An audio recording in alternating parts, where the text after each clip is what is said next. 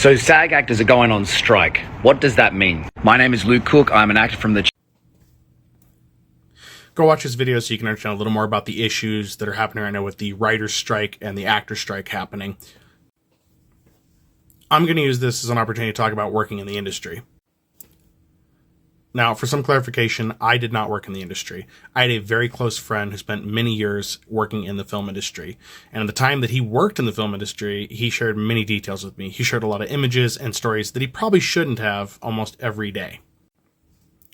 Now, my friend worked as crew on most projects, so he wasn't covered by SAG-AFTRA. He was covered by a different union. They're usually local unions, and you have to pay dues into those and whatnot. So you can do a quick Google search to see what actors get paid as a minimum. If you look into it, you also see what they get paid compared to TV shows versus films.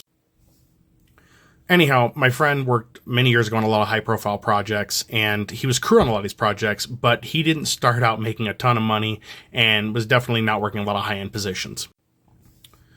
When he first started out, he was working as a gate guard on the lot, and he essentially made sure that only the people that belonged on set or on that lot got on the lot, and that was it. Some time went by, and he then moved up to craft food service.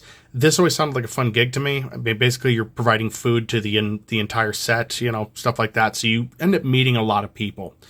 And so some more time went by, and then later on, he moved on to set dressing, which he told me was one of the things he loved doing most, is he got to actually get, stuff set up for filming.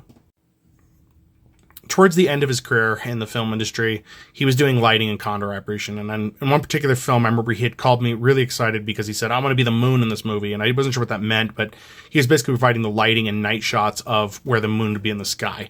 And he was just so excited about this. And I felt like that was a good moment for him. At the end of one particular year, he made about $30,000 for the year. Not bad. But he was working on a lot of projects and did a lot of long hours, 12, 14 hours, doing work on these sets. And that's not much when you're working that long.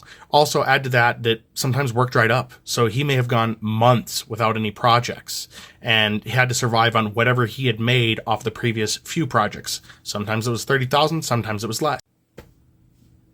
Films don't pay everybody as much as you think they might. Also keep in mind, the more money you make, the more fees and taxes come out, the more union dues you have to pay in some cases.